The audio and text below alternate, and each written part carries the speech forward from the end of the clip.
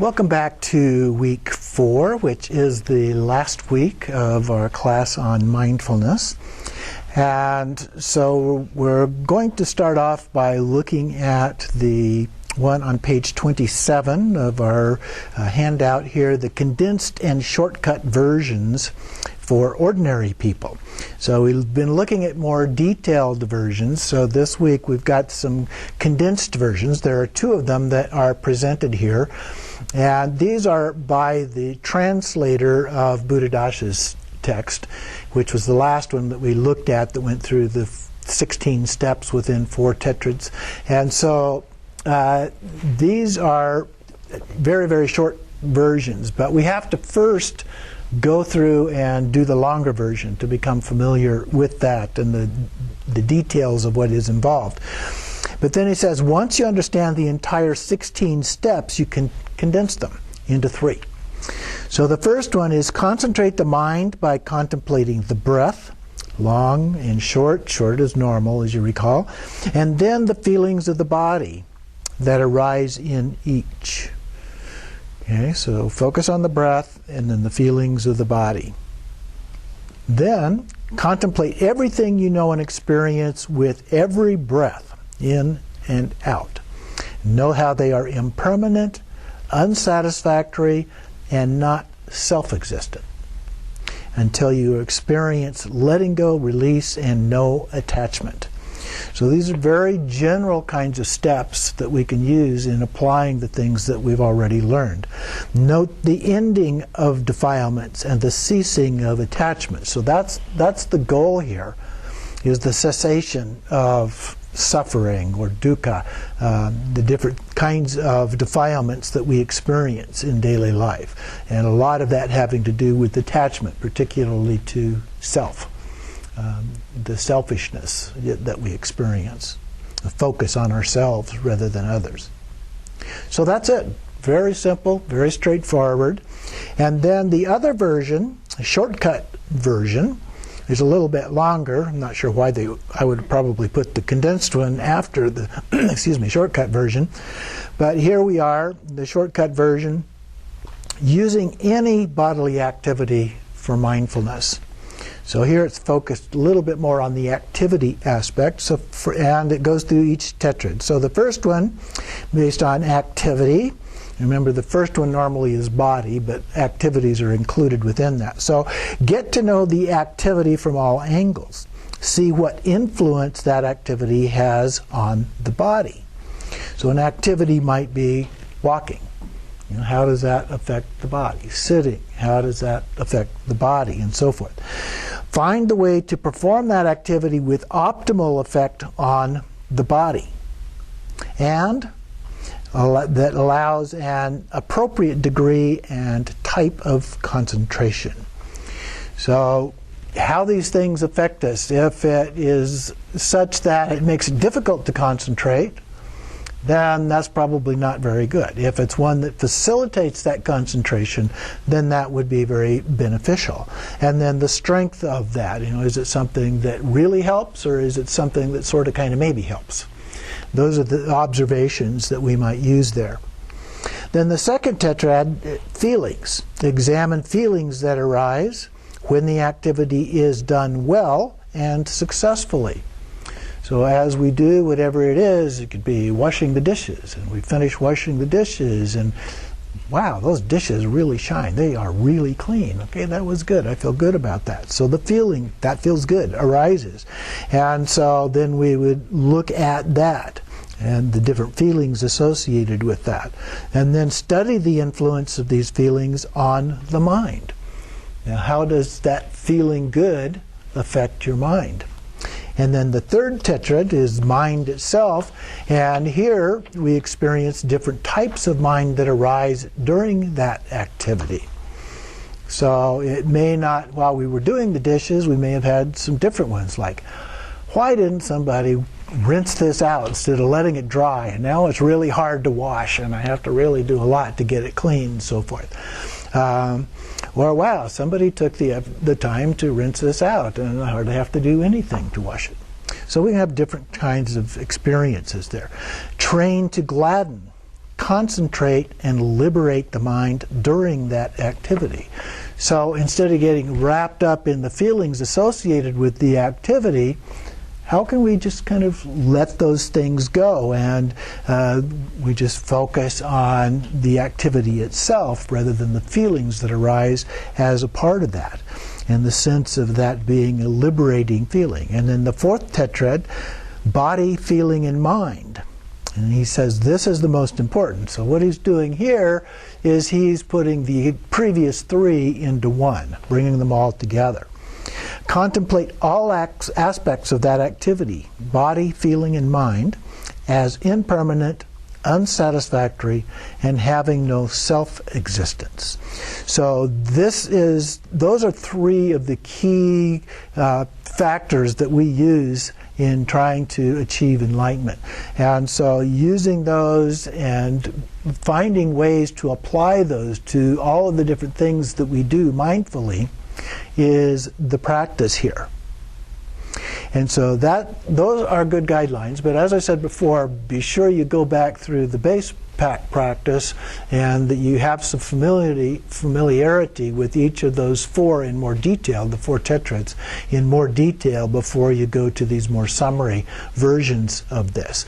And then that will reinforce, and it's easier to do when you're not trying to do the 3 or 4 pages of details that are in the original version of that.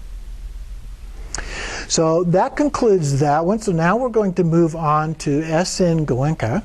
Goenka was a businessman who wanted to teach other people how to meditate. And so he came up with his own system based on some of the other teachings and put those together, became very popular. He used to do these 10-day teaching workshops in different places around the world and never charged anybody anything for them. He put it all on at his own expense. Now, people had to travel there, they had to get their own hotels and those kind of things. That was up to them. But the actual teaching itself was free to the participants. And it's basically a Vipassana orientation in terms of doing this. Analayo has pointed out that he uses this body scan approach, and we've seen a couple of hints at body scan before in other ones, but there's no textual basis in Buddhism for doing a body scan kind of an approach, and so he just points that out. So the goal is a sense of extraordinary calmness of mind, deep compassion for all others, and one of my favorites, a sense of humor. Okay? So it's important. We sometimes take these things too seriously. It's better. We can take them seriously, but you can go over the top on these as well. So we need to be a little bit careful about that. And then the fourth component of the goal is transcendent happiness. So the highest level of happiness that we can achieve. And then insight is a direct experience of truth, is the way that he describes that. So as I mentioned, he taught these 10-day workshops, and so the first 3.5 days were focused on mental concentration. Just basic shamatha kinds of things, and really focus our attention. And then on the 4th day, there was a formal training on Vipassana. And then that was added to each of the subsequent days to the end of the training. So the initial effort requires some relaxed alertness. And I think that's also a good guideline, because sometimes when we're really trying to focus, that can become a little bit tense. And so here the idea that it's a relaxed focus, a relaxed alertness, I think can really help facilitate the process. Now his model is not particularly complicated. Okay? So the first step here is to understand and practice ethics. Now we talked about that a little bit at the beginning of the class, and we kind of skipped over it. We're going to come back to that a little bit when we get to the summary here this afternoon. But he talks about the importance of that, and so I included a little bit in here about that.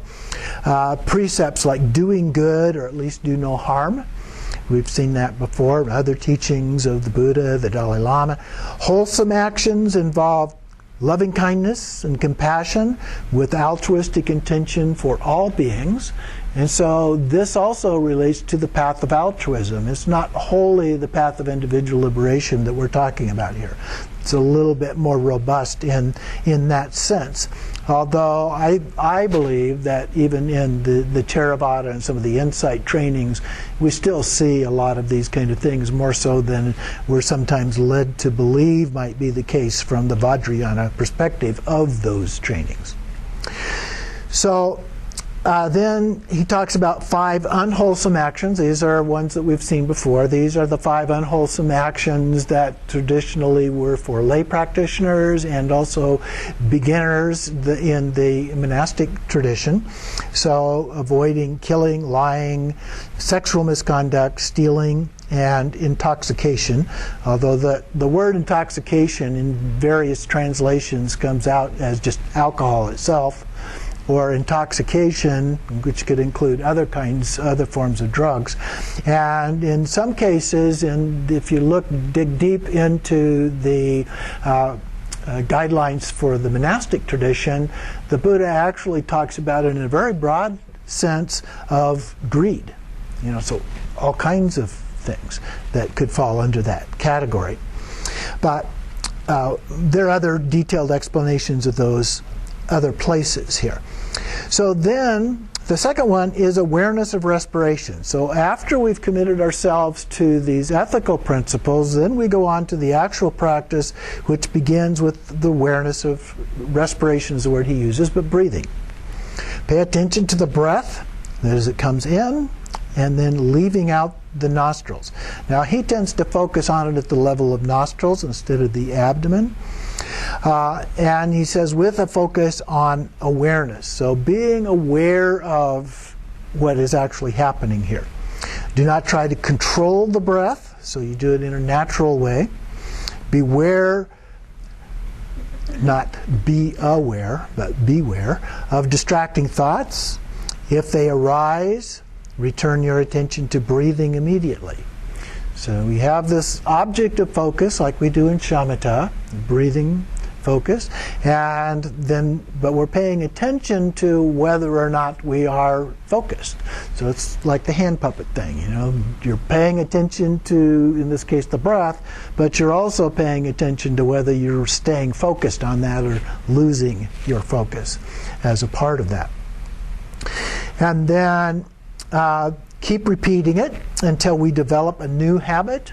So that's part of what we're doing in all of these, is we're creating new neural pathways in the brain and developing a habit as a result of that. And I would say that applies to virtually all of the teachings and studies that we do in the Buddhist tradition. It's generally referred to as training the mind. Well, how do we train the mind? We create neural pathways in the brain for the most part. There are aspects of mind that we might say are not part of the brain, but for the most part we're talking about new neural pathways in the brain. And those include patience and calmness, and then breath becomes soft and light, mind becomes tranquil. And one of the definitions of shamatha is calm abiding, so we calm the mind, become tranquil. The body also becomes calm as a part of that. And then the Buddha taught 4 types of right effort that he mentions here. I frequently talk about patience and persistence. That is also kind of an aspect of right effort. So the 4 types that the Buddha taught are to prevent evil and unwholesome states from arising, and then to abandon them. They should arise, if they should arise, okay? So we need to pay attention, first of all, are they arising, and notice them when they first arise. And if that happens, then we need to abandon them at that point. So then to generate wholesome states not existing. So we want, first of all, to try to prevent the really negative things, the evil ones, he says, from arising.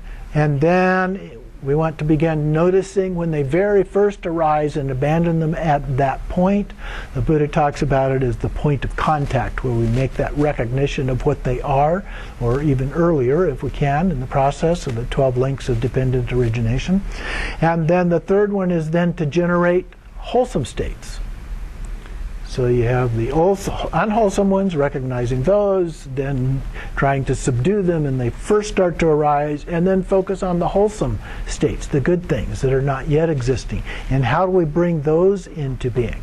And then maintain them, the wholesome states that is, without lapse, causing them to develop and reach full growth and perfection. So when those come up, we want to nurture them. We want them to grow. We want to solidify those in those neural pathways that we have. So that's the basic process, and that's based on the model that the Buddha put into place. Then the third step, so he only has 3 steps. The first one is ethics. The second one is awareness of respiration and some of these other elements associated with that. And then the third one is what he refers to as the wisdom element. Do those 3 sound familiar? Those are the 3 trainings: ethics, meditation, and wisdom. So this is the third of the 3 trainings, and the practice of vipassana. So vipassana is a term that is used for insight, and so that relates to this wisdom element of the Buddha's teachings. We must address not only the obvious defilements, but our subconscious ones as well, he says. Now the subconscious ones are not as easy to address because they're subconscious. So we're not aware of them. Those are things that are beyond our conscious experience. And so he says this requires deep concentration, insight of direct experience, not in the teachings from others. And so here, the practice involves a body scan as a part of doing that. And so there are 3 steps in this process of the way he describes vipassana. So observe bodily sensations. That one's fairly familiar. We saw that in the other techniques that we've been examining. Head to feet, and then feet to head. And we had another one that actually incorporated this body scan in it before, a little bit different than this. And so any sensation, whatever it is, whether it's heat, cold, heaviness, lightness, itching, throbbing, contraction, expansion, pressure, pain, tingling, pulsation, vibration, etc. So he gives a pretty long list to give you a sense of the type of sensations that you might experience. But he says to ignore the cause. Our discussion before we started of why. Ignore that. Okay? Do not jump from one sensation to the next, but move slowly to each part of the body. So we're starting from the head originally, and we're going down, and a sensation may suddenly arise in your knee. You don't jump down to your knee. You stay with the scan and gradually move down the body, through the head, through the neck, down through the rest. When I see these body scan things, I'm reminded of the science fiction thing of Star Trek, where they do the body scan and send me down, Scotty, or send me up, Scotty. So those are the kind of thing. You just imagine that it's going through the body, and if it finds something, so one of these things on the list or something similar to that, some kind of sensation, stop and notice that sensation. Be aware of that sensation. Just observe. And then he says if you become distracted, return to a focus on the respiration, and then return to the body scan. Okay? Fairly simple process. You go down, you find it, you observe it, and then you move on. Or if you observe it and somehow that triggers some other thought, as soon as you recognize that, go back, take a few breaths, and then go back to the body scan. Then the second one goes a little more detail into the observance of these things. So here, it's not just the sensation, but changes. Okay?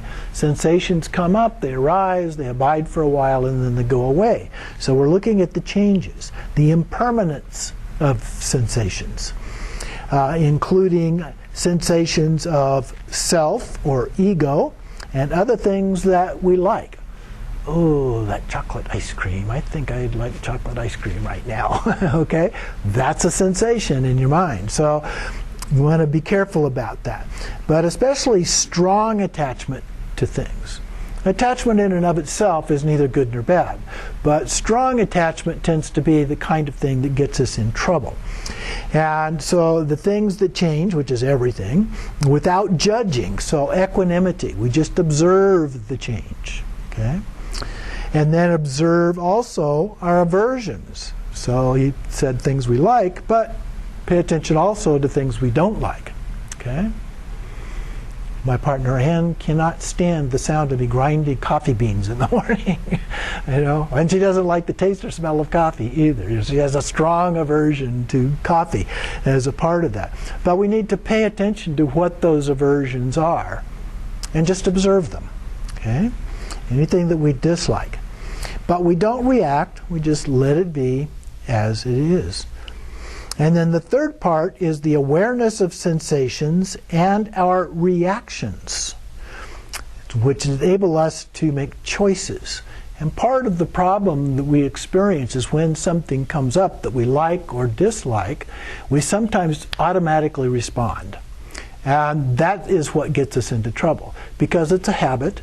And we respond habitually to those things. Maybe not have been a habit when we first experienced it, but one way or another we developed it into a habit.